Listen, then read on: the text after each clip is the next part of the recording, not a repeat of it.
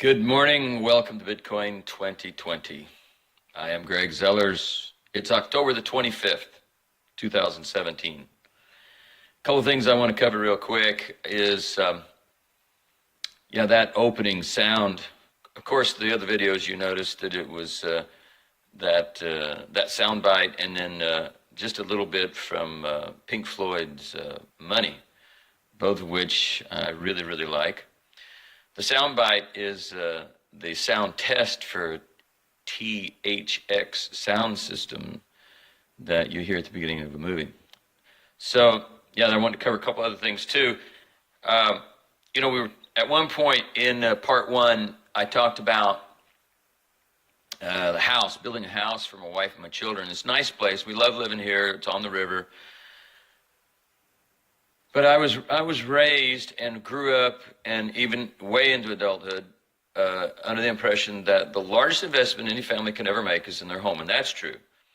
But I'm not sure it's an investment, because we really felt we were building a store of value, of a certain amount of wealth, and it seems that that's probably not going to be the case. Or at least not so much, particularly if real estate prices drop 80%. And if you think about it, we've had housing bubble after housing bubble for the express purpose of beefing up the economy.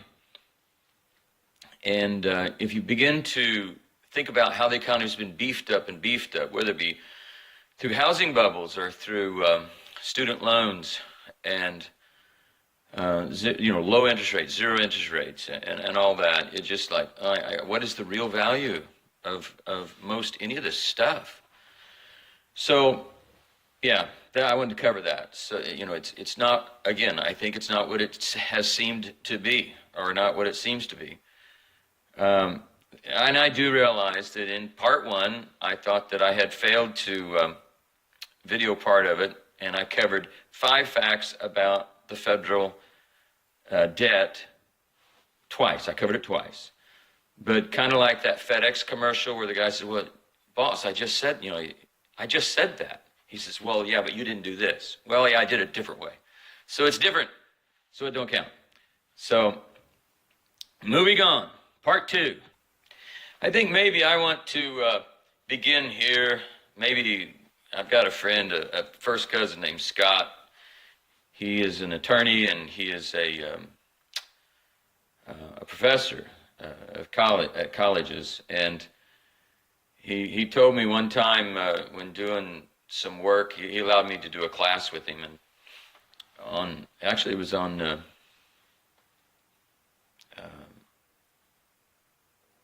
labor law at a time when I was having to deal with a union. So anyway, he said, start at the beginning. Always begin at the beginning. That's how he said. Begin at the beginning. So probably in about 1983 or 4, I ran onto a book called How to Prosper During the Coming Bad Years by a guy named Howard Ruff. Howard Ruff is now dead. He had a pretty good career as an economist and an author. And I read his book. He's a gold and silver bug also. And at the time, of course, I didn't believe there was any way I could invest in gold or silver. So I started hoarding copper pennies, right? So that hard currency thing. There's a story I'd like to share, and I can't remember where I read it. It may have been in one of Jim Rickards' books. But there was a lady in one of the monetary crises of Germany in history. It may have been when she saw, at one point, the German mark was falling. They were in hyperinflation. Whether it was around the time of World War II or before, I just don't know. But she realized that her money was worth less and less and less all over the time, her paper money. And it was just taking tremendous amounts to feed her children. And she was a widow. So she started saving her her coins. And probably all of her coins were either were 100% or very close to 100% some silver or nickel or maybe gold, I don't know. But the important part of the story is this, is she started hoarding her coins. And she saw this, the value of her currency going lower, lower, lower, started hoarding coins. And when other people could not buy food, she had her coins. And her coins were worth a lot more because they began to be worth the metal content rather than the face value as it was coined out by their mint. So I'd like to reference at this point a website called Coinbase. No, that's not it. It's called, actually Coinbase is where you can buy Bitcoin. That's why it popped into my head. It's called Coinflation. It's really kind of a cool site. And you can, it immediately, actually I keep it on an app, as an app on my phone. It's right there. And you can, if you keep it on your phone, or you can go on the web, which it's up there, coinflation.com. It immediately gives you the silver price at that moment. It'll change 100,000, maybe, I don't know, thousands of times a day. And gives you the gold price. So today's silver price is $16.93. Today's gold price is $1,276.30. And then you can look at the value, for example, of coins, whether they be silver coins or base metal coins. So you can go to coin calculator at the top of the page, and you can calculate silver coins. So if you're going to go to a flea market, you're going to go to a gun show or a coin show or whatever, and you think you might run into silver, you can look up the value of your silver, of silver coins, the old pre-1964 silver coins, and some of them that are 40% silver, that are newer than that, but I'm not going to ever think about or talk about those. But they're like, and I should get this right. So here's a perfect example: the 1932 to 1964 Washington silver quarter. And so you hit, it tells you what the silver price is and all that. So its total silver value at today's silver price, let me get out of the way, is $3.06. And so what's cool is that it tells you what the percentage of silver is. And if I'm not mistaken, it's 90%. I'll have to find it. So yeah, they're 90% silver. I need to double check that before I led you in the wrong direction. But I pulled up a penny because that's what we were talking about. And I used face value of $100 worth just so that I could see it better. But so $100 worth of zinc pennies are worth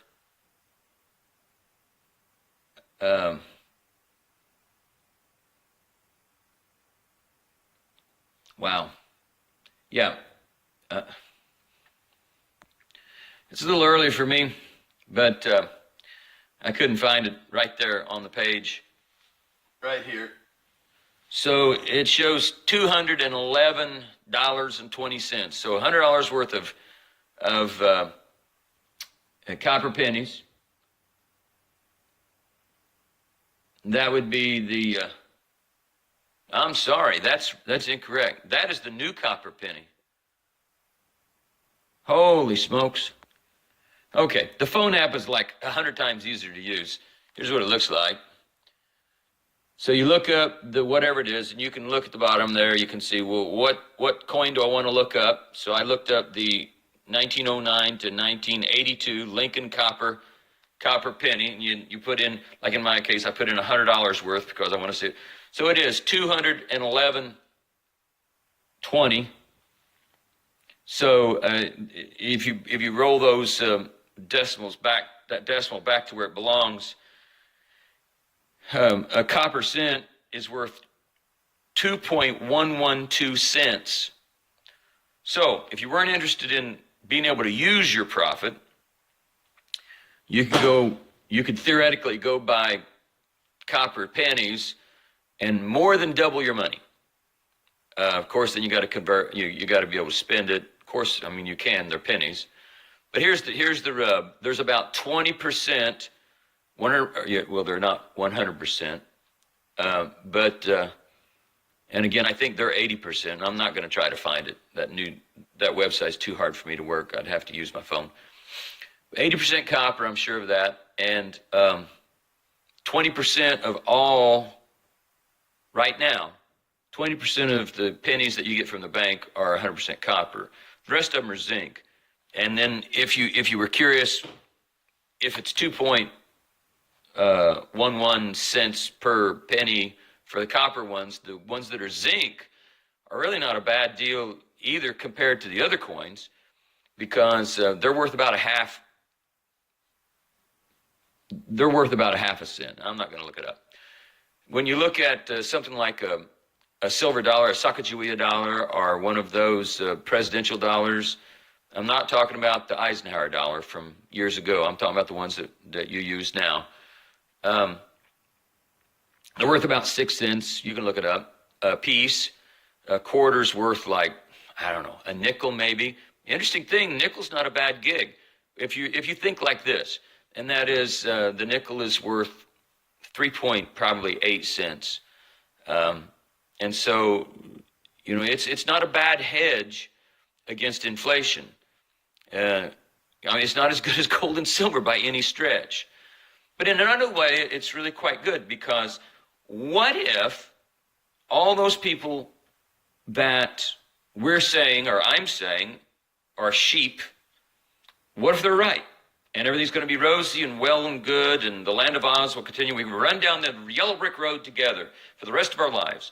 Well, you went into the bank and you've been buying pennies or nickels, and don't buy anything other than that, pennies and nickels. And you get 20 years down the road, it's like, this never did come about. They've either kept propping up the economy, which is entirely possible, or they made a switch to a gold standard, which is entirely possible, and everything worked out. And if that's the case, you got all these nickels, and they're always worth that 1 cent or 5 cents in whatever currency we're using. They're U.S. currency. So they're not a bad thing. In fact, they're probably, I've got a very close individual who we were talking, and he's got the dough to do what he needs to do or wants to do, more or less. He bought like $3,000 or $5,000 worth of nickels and took them home. And there's documented cases of people with large dollars that went and bought $1 million worth of copper cents or $1 million worth of nickels and put them in a warehouse because this same thinking prevailed in their mind. And I agree with it totally. It's just that today, October 25th, 2017, I believe there's probably, I could be wrong, but I believe there's better ways to go.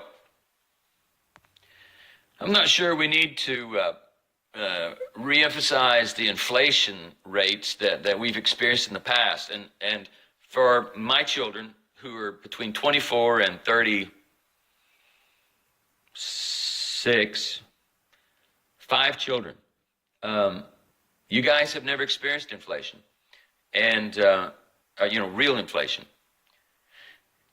And here's an interesting thing. This is great. This is one of those other things that I just got to laugh at. So back in 1974, when we were experiencing those kinds of inflation rates, we counted, or say the government counted, medical costs or health costs, and they counted energy costs into inflation. And then along the way, they decided to take it out because they didn't like it. It made inflation. It made the economy look bad. So they took it out. So today's inflation rates do not have energy. That's like natural gas for your house, or coal for the power plants, or the electric rates going up, or gas in your vehicle. And it doesn't include your health costs, which we know are going up. So again, the land of Oz, nothing is as it seems. But this is inflation.eu, www.inflation.eu, and you can look up the inflation rates that we've experienced over the years, and it's mind-blowing. For example, December of 74 through November of 74 was 12.34% inflation. Well, guess what interest rates were?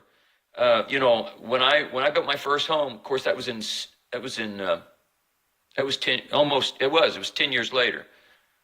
But I paid a 12% inflation rate. Interest rate. But in the other video, which you should have watched, Jim Rickards talked about a 50% cumulative inflation rate over 5 years, which means the dollar devalued by 1/2 during that period of time. Now, we probably recovered some since that point, so you can't say, well, you know, you can't be the sky is, and I know this sounds, the sky is falling. My intent is not to say the sky is falling. My intent is to say that in reality, the dollar is being devalued, and your wealth, whether you have a lot or a little, is being devalued and eaten up by inflation, and it's not by accident. I want you to pull your head out of the sand. That's the point. All right, we're going to be talking about ratios, gold to silver ratios. I know that my friend Dan has been waiting for this, but historically, in fact, what I think I'll do is I think I'll rattle these off from the hip and then correct myself with exact numbers as we move on.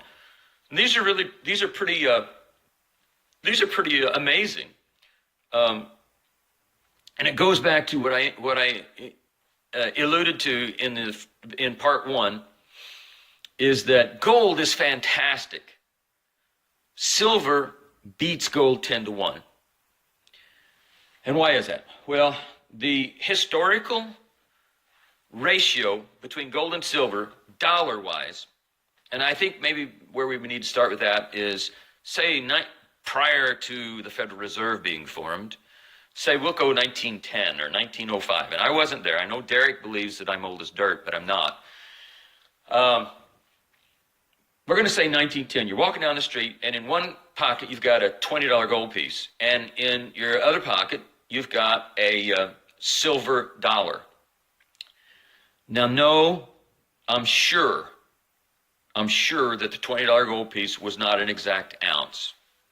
I'm also sure that the silver dollar was not an exact ounce. Also, the silver dollar, like all the other pre-64 coins, it was a 90% silver to copper ratio. So 90% silver. But here's the thing: if you ever got to spend them for food and things that you need, if you have them or if you acquire them, I believe 100% that U.S. minted coins will be A, the first way to go. B, even if they're 90% copper, I think they'll trade as though they were 100%. I mean, I said that wrong. 90% silver. I think they'll trade as though they were 100% silver, just because they're recognizable. Where the silver rounds are really awesome and they're beautiful and the artwork is fantastic. Silver rounds. Oh, what is a silver round? Silver round is a coin stamped out by a private mint. I could have them made, and I could call it the Greg Zeller's coin, or I could call it the Bitcoin 2020 coin. And they would be 0.999 pure silver, probably. And they may not, depending on where you buy them. There are a lot of counterfeits. Well, there are a lot of counterfeit walking silver dollars, not walking silver. Silver Eagles, this the new silver dollar that's out, or that the government prints.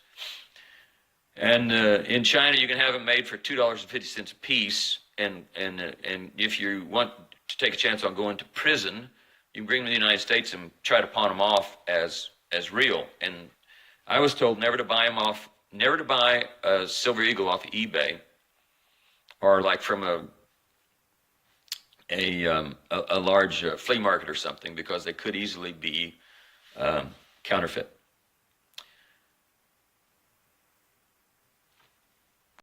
So back to the scenario, you're walking down the street, you've got a silver dollar in 1905 and a $20 gold piece in the other pocket.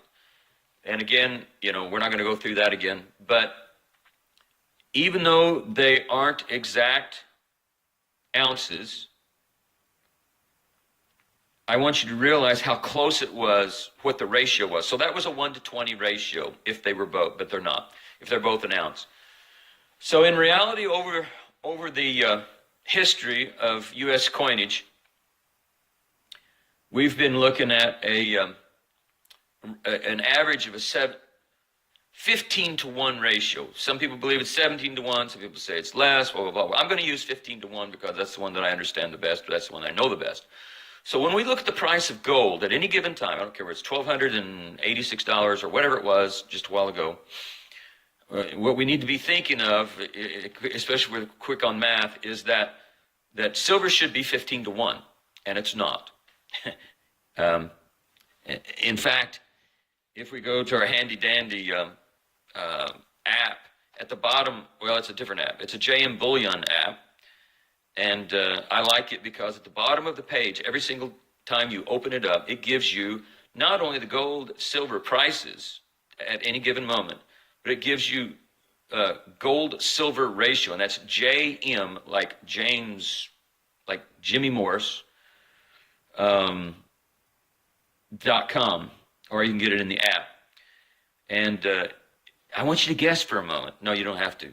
75.27-to-1 silver to gold ratio. In other words, when we talk about these ratios, in this case, today's price, it takes 75 ounces of today's price silver to meet today's price of $1,200 and some odd $79 for an ounce of gold. When historically it was 15-to-1, that price-wise. Now that tells us that either, well, we're going to go on with some other ratios. So when we talk about these ratios, that's what we're saying. It takes 15 ounces or 75 ounces of silver to make value in dollars, to make the same value in 1 ounce of gold. This one would blow you away. This is at bullionmark.com, BULLIONMARK, bullionmark.com. And it gives some history here. It's like South Africa is the number 2 gold supplier. You want to guess who the number 1 gold supplier is? And I'll quote, the world's number 1 supplier, China, is reported to be keeping all the gold in China. So when we find out, when we go on the internet or we listen to Jim Rickards and we talk about and we listen to and find out about how much gold that China is buying, that's only a slice of the cake. That's only a portion of the story. They are the number 1 supplier and they're keeping all their gold in China for a reason. I'm going to turn around and read this for you. It's under the heading of the outlook for silver. And it says, the picture for silver is even more bullish. It's estimated that the world consumes 1.5 ounces of silver for every 1 ounce that the mines are producing. So the statistic that sticks in my mind is that we mine about 1 billion ounces, and I don't think these numbers jive, but the other statistic that I saw was we mine about 1 billion ounces of silver per year, and we I've got that backward. We mine 900 million ounces of silver per year, and we can. And just for sake of knowing, you can also go to Kitco, KITCO.com, and look at the gold-silver ratio charts at any given time. I probably Googled it that way, probably not Kitco, but gold and silver ratio charts. And it shows you not only today's rate, but the 30-day, the 60-day, and whatnot. Now, I probably will not take the time to link these at the bottom of the video, right down there. So here it is. Silvercoininvestor.com. It has various gold and silver ratios on it, and I probably Googled above ground gold silver ratio or something like that. But goldsilvercoininvestor.com. This is great. I love these. Above ground, investment grade. Now this is investment grade. It's not industrial grade or anything else. It's investment grade metals. Above ground. The ever been mined since the beginning of time that is still above, or is still available to be counted, is 11 to 1. 11.2 actually to 1 silver to gold. Now, does that say that it's a 15 to 1? No. These ratios are different. And so you kind of got to connect the dots to come up with what you believe is the correct silver price. So for above ground that was ever mined, there are 11.2 ounces to every 1 ounce of gold. So if that were what we went on, and I'm going to not use the $1,279, I'm going to use something that's easy for Greg. But if gold were $1,000, what is that? 11 to 1. So if gold were $1,100, right?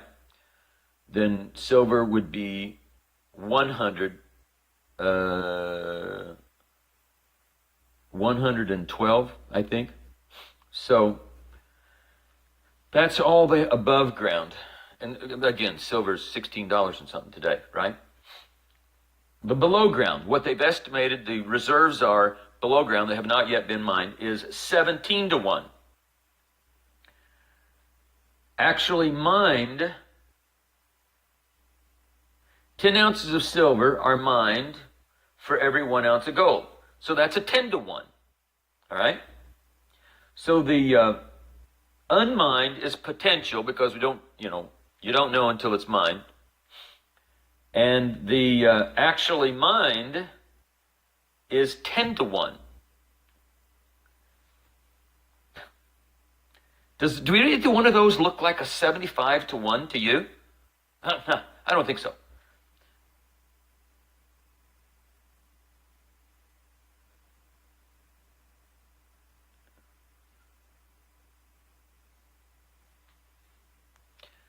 Okay, so those are the ratios. And the reason that we want to talk about that is because when we look at those ratios, 10 to 1, 11 in the ground, 10 to 1 in the ground, 11 to 1, historical ratio of 15 to 1. And you could blend those and get somewhere like a 13 to 1 if you wanted to. And you could run it with paper contracts, which is more up around the 75 to 1. And you come up with your own ratio if you wanted to. Mine, for me and mine, it's 15 to 1. And the reason I wanted to establish that is that no matter where gold prices are, in your mind, you can always say, well, that's not 15 to 1. If it were 15 to 1, it would be this.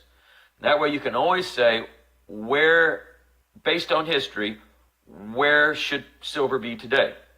When in reality, if you look at how gold is actually increasing in supply, and silver is actually decreasing in supply because we're using it up by 100 million ounces per year to the deficit side of what we use and what we produce. That, think about that for a minute. So if that's the case, then 100 million ounces per year is being gotten from somewhere, right? So what that actually suggests, and what I'm hinting at, is that even if the 15 to 1 ratio is historical, reality is somewhere near 1 to 1.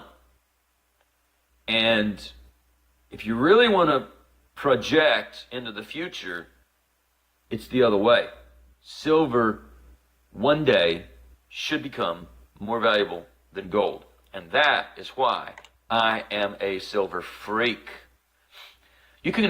I'm not saying there's a bad time to invest in gold, and I'm not saying that I'm not saying that gold is a bad thing, because I think if you have a lot of wealth, you need both. But if you're more of an average guy, then I think you need to really go in on silver at the right time. And I don't think there's a bad time to buy silver. I think there's a right time to go all in. And I personally don't believe it's October 25th, 2017. Why is that, Greg? Well, it's because that I am convinced that the markets are completely manipulated. Otherwise, the gold to silver price ratio would more closely reflect the gold to silver above ground and the gold to silver in the ground and the gold to silver being mined. It doesn't jive, guys. It doesn't make any sense. So it implies that 75 to 1, and we already talked about why gold should be more valuable than more higher priced than it is today. So all that together implies that gold is underpriced drastically, or silver is underpriced drastically, or both. It also implies it's being manipulated, which it is. A great article by Jim Rickards in the it's at https dailyreckoning.com. U.S. helping China accumulate gold. And this is a great quote. If China has all this debt, our U.S. debt, so he calls it paper. If China has all paper and no gold, and we inflate the paper, which we are, inflating the dollar, making it worth less, they lose. But if they have a mix of paper and gold, coincidentally, like Mr. Rickards suggests that we try to have a mix of our assets and include hard gold or silver into our mix, by 10%, by the way. He's actually said 10 to 20%. The difference between he and I is that I think it should be all of your assets, and he says your investable assets. But if they have a mix of paper and gold and we inflate paper, they make it up on the gold. So they have to get that hedged position. They have to get a hedge against inflation. We have to get a hedge against inflation. Okay? So this is in Jim Rickards' words. This is a direct quote. He says, the evidence is there. China is saying, in effect, we are not comfortable. This is behind us here, by the way. We are not comfortable holding all these dollars unless we have gold. But if we are transparent about gold acquisition, the price will go up too quickly. So we need the Western powers to keep the lid on the price and help us get the gold until we reach a hedged position. At that point, maybe we'll still have a stable dollar. Right?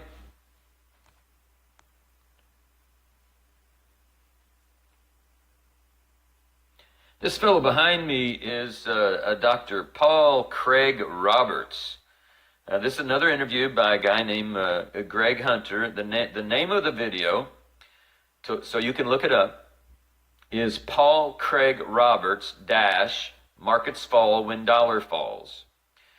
Now, just to tell you who this guy is, he was in the Reagan administration. Look, again, Derek thinks I'm old as dirt, but I trust older people. A really, really old guy has nothing to prove. He's comfortable with himself. He's comfortable with who he is. He has no ulterior motives to say what he says except to help the world, help his children. So Dr. Paul Craig Roberts was in the Reagan administration. He was somewhere in the financial end of things, okay? And I'm under the impression he helped form the Reaganomics program that was so successful. In fact, the Clinton years were great years. Why was that? Because Reaganomics had been placed into effect and was still working, and they didn't change it. So, give you an idea who he is. I'll do my best to try to find that part. I'm having trouble loading, as you can see, by a little circle going round and round and round. But I'd like to reference another possibly great man. His name was Henry James Ramsey, and he was my grandfather on my mother's side. So growing up, my mother always gave us little sayings that were passed on, and by him. And he was a guy that loved these little sayings that I don't know. There's a word for them, but these little sayings. And one of them, just a few of them, if I can remember them. Like one of them was, when you make your bed, you have to lay in it. In other words, regardless of what you do and the decisions you make, whether it be good or bad, there are either blessings or benefits, or there are consequences to all of our decisions. And so it's important that we try to make good decisions. He had a lot of sayings like that, and they pop up in my head all the time because my mother drilled them into my sister and I. But one of them was, because in that day, everything was in print. So he had an old saying that said, a piece of paper will lay still for any idiot to write upon. In other words, you can't trust everything that you read. Well, in today's world, and this is from Greg's point of view, this is my opinion only, from my opinion only, is that the news media as we know it in print and on air, by and large, is so manipulated and so I don't know what to call it. You can't believe any of it. I don't watch. I try not to watch any regular network news, nor do I really very often look at a newspaper. I am, however, somewhat of a newsaholic. But I don't think we can believe what's pumped out. If it's true, it's the low-hanging fruit, and it's what our government and I know that I talk badly at times, but it's in a really bad shape. I hope that President Trump is everything that he seems to be, because we need it badly. We need good things happening, and I can only hope. But anyway, I believe that what we see on TV is what the powers to be want us to see. If it is true, it's the low-hanging fruit, and I don't want the low-hanging fruit. I want to get to the crux of the issue. And so when we see that there is, corrupt things going on here or there, I believe it's so much deeper, and we only see in the tip of the iceberg, and the level of corruptness, and I would even say wickedness that is as bad as anything we've ever read in history or in the Bible or any other time in the history of the world. Nothing would surprise me at this point coming out of the elitists' experiences, or whatever you want to call that.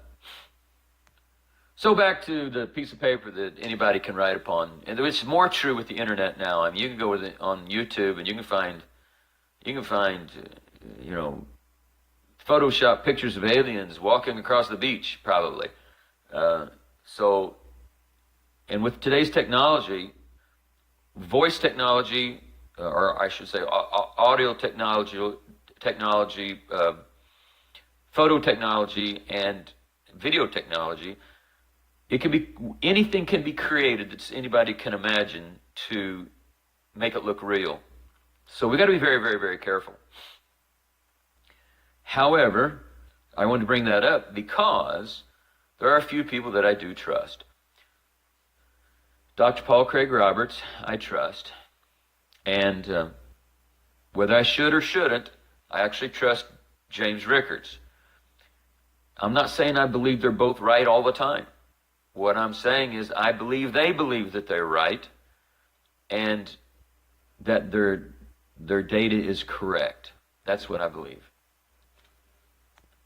Okay, this is what Greg Hunter has to say about Paul Craig Roberts. I don't know that he'll, read his whole entire resume, but you'll get an idea real quick.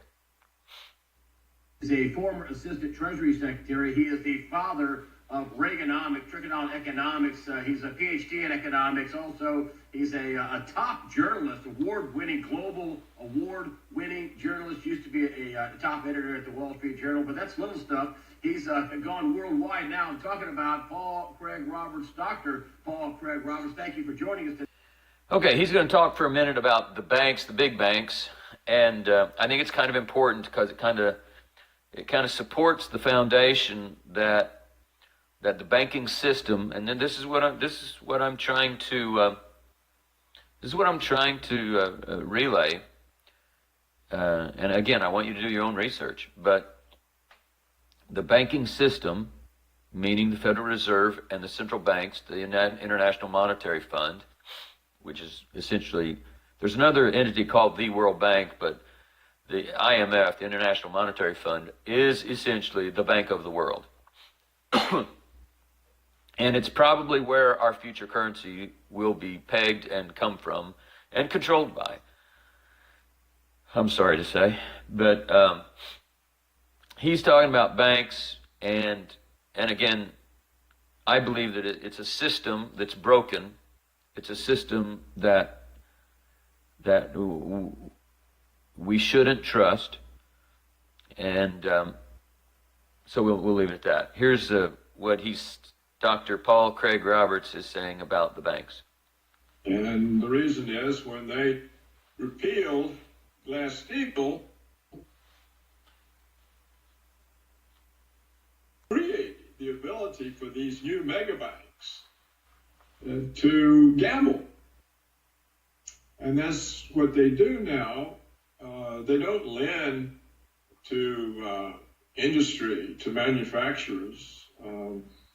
The kind of ways they used to make money are gone, and they basically are gambling, and they are creating all kinds of derivative instruments, the consequences of which I don't think are well understood. And as for the stocks, the equity markets, this is very important. They're all highly inflated by the policies of these central banks in creating so much money. It's not just the United States that was doing quantitative easing. It's currently Japan, the European Central Bank, the Bank of England. So you see all of the four large components of world money, the Japanese yen, the euro, the British pound, the US dollar, they've all been created in enormous quantities. And in order to do that, or the way they've done that, is these central banks print money and buy up financial assets, bonds, but also stocks. The Japanese central bank actually purchases equity shares as well. I believe that the Federal Reserve does that. Anytime the market starts to break, I think they run in and purchase S&P futures to stop the market from falling. So now, do you understand what he's just saying? What he's saying is that anytime the market tries to retract on its own, markets should live, and they should be based on supply and demand, and they should react to spikes in purchases and drops in purchases. That's what a free economy is supposed to do. But as he just said, the Federal Reserve, which is the U.S. central bank, in other countries they would call it the central bank of blah, blah, blah. But in the United States, they covered up the name with the Federal Reserve so everybody would believe that it was a federal entity, which it is not. Remember, it is not federal, and they do not hold reserves. They print money out of thin air. So again, with this monopoly money, they can do whatever they want. So when the stock market begins to look shabby, or if it isn't performing according to the way they want the news to look, make it look, or to the agenda that they have at the moment, they'll prop it up. And all they have to do is as he said, buy futures contracts, regardless of how bad the market is, buy futures contracts that say, I believe that the market is going to be great. So if enough, it's designed to where if enough people say, hey, I believe the market's going to be great, so I'm going to bet that the market does better.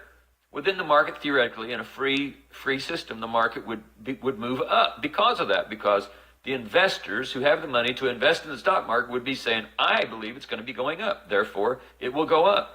But it's not the investors, it's the central banks. And it doesn't have to just come from our central bank.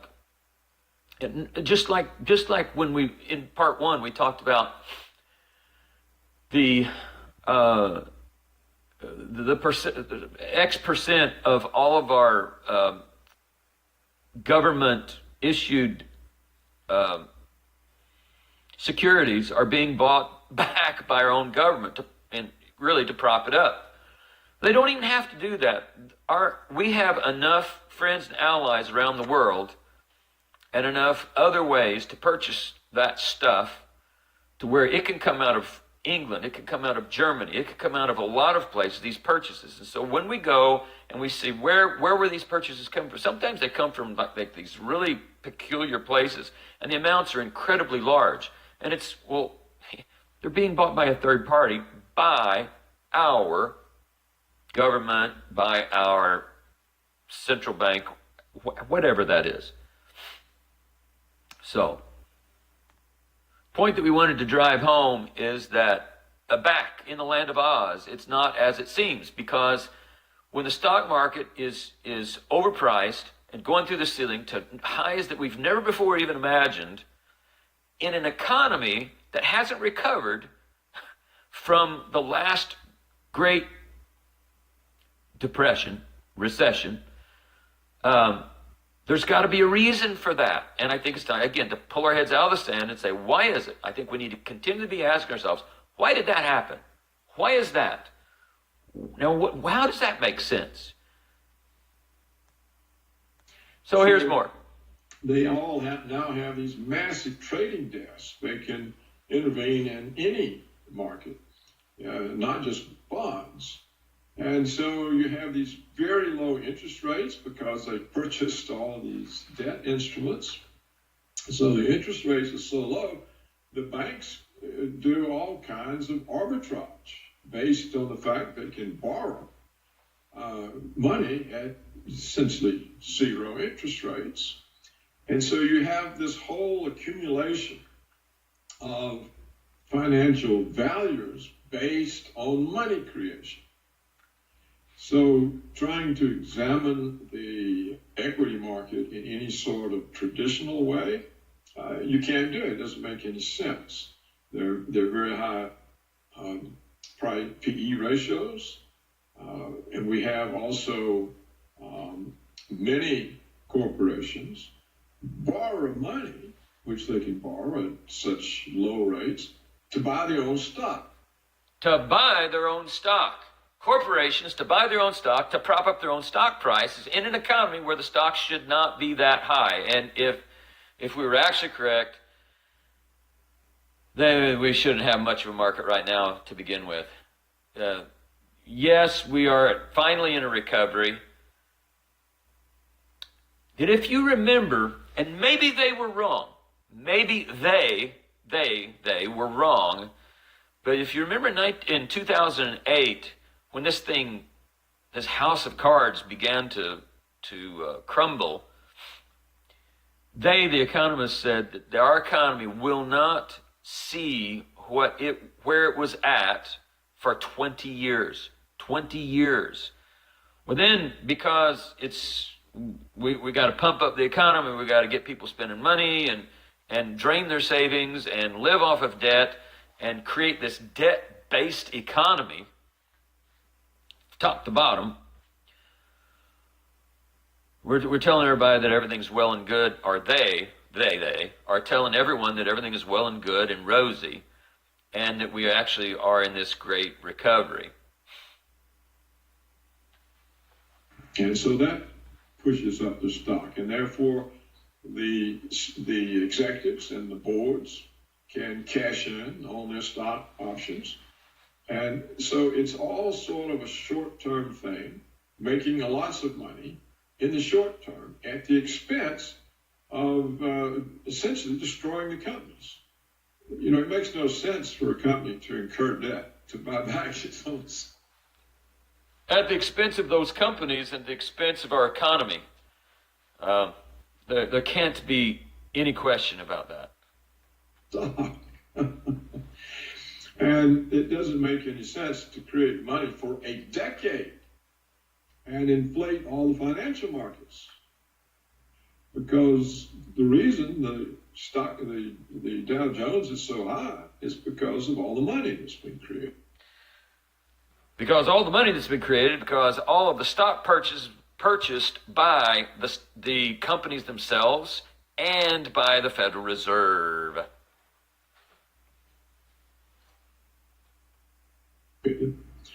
So that doesn't allow you to have a very good idea of what's going on. It's all been done deliberately in order to save a few big banks.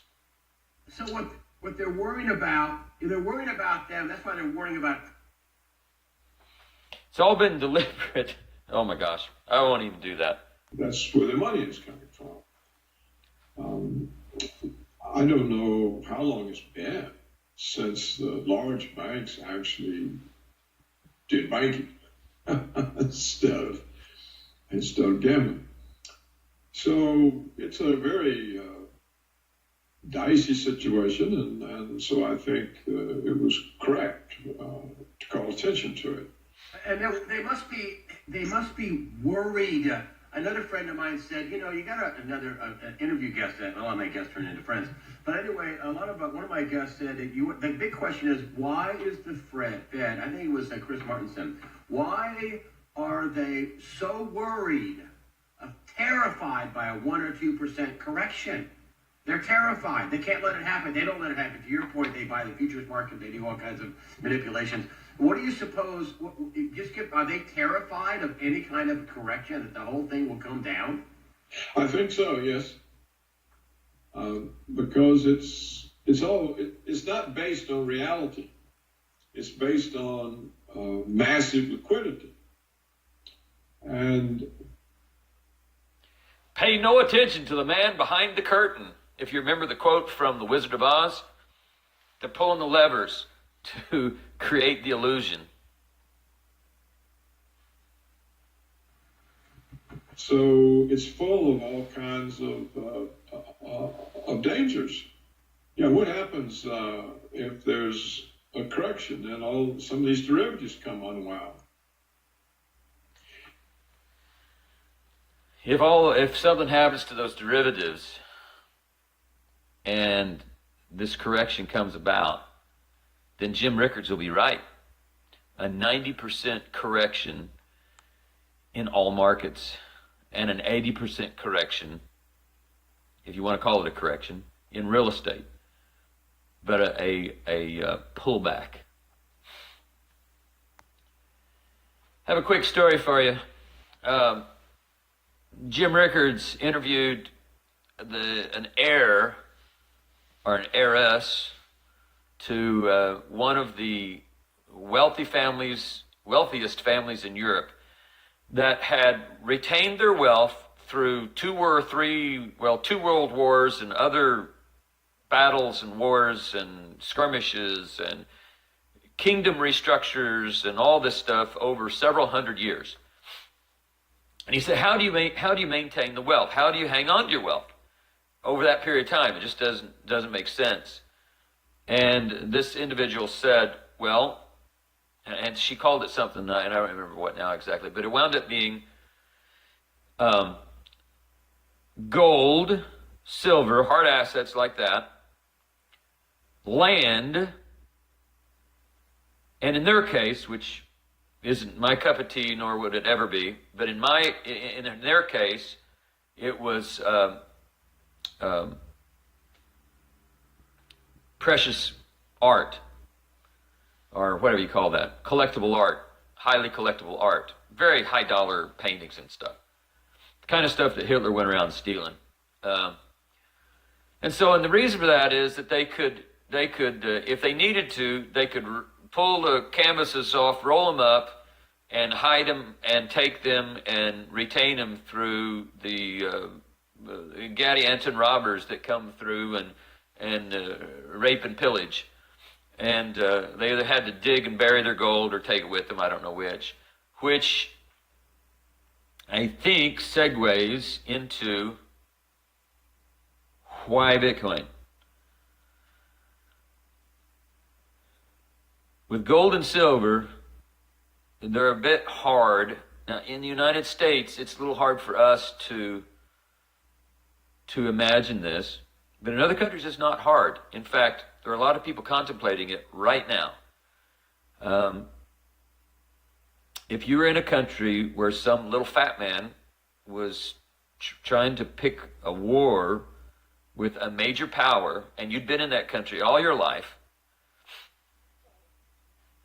and you had accumulated some wealth, and you wanted to get it out of that country, and you couldn't cross the borders with stuff, currency, gold, silver, certainly can't take the land with you. It's probably all owned by the government anyway, but you can't take that stuff with you. You can transfer, or they can transfer their wealth out of country to anywhere in the world instantly, as long as there's someone at the other end to accept it. They can transfer it out of country in a few seconds. It's as easy to transfer $10 as it is $10 million. And they can transfer wealth. So as a store of value, on October 25th, 2017, the Bitcoin is probably a better store of wealth. So I think that's where we will end, or begin the end of part 2. In the culture that I raised, that Carolyn and I raised our 5 children in, it's pretty commonplace for families to be prepared for the future with canned goods, stored food items, and things of that nature. If we project out with possibilities, would it be, for example, the little fat man that I was referring to earlier, in some circles, it's believed that rather than a devastating blast to a city that would kill hundreds of thousands of people, that one option on the table, perhaps even his favorite option, is a high-altitude blast that takes out the unprotected, for whatever reason it's unprotected, electrical grid. And statistically, the experts say that if that were to happen, if the electrical grid were to fail, whether it be from an EMP blast, high-altitude EMP blast, or from what's possible, from a huge solar flare that would has enough energy in it to take out the grid, that without the grid and the amount of time it would take to put it back, and I don't know if this is true, this is just what I've read, that 9 out of 10 people would die in the first year, those that are unprepared. So if you can get yourself to think about what could possibly happen, then the need for food, water, perhaps hard assets like silver or gold could become necessary, or at least an advantage in those situations. But even if we don't see anything drastic like that, or a full societal collapse, when we see our money being stolen from us in the way of inflation, we need to be thinking about how to hedge against it. And if possible, get in front of it. Now, some people are fortunate enough to make so much money, and I'm proud of my children that are making large sums of money. I'm super proud of them, super happy and super proud. They work hard and they work smart. And so they're able to stay ahead of the inflation scenario. But I'm not sure that they'll always be able to. I hope they are, but they may not. And this is one of the reasons for these videos. I want them to be thinking about the possibilities of what if, and be prepared. And if Dad is wrong, or if Greg is wrong, to my friends, like my friend Dan, you've got another asset that, sell it.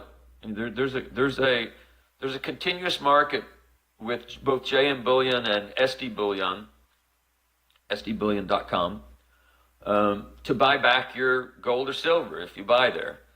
And in fact, I think even if you don't, so you don't have to just go down to the local pawn shop, you don't have to go to the local coin store or a flea market or something, try to ditch your silver if you ever want to.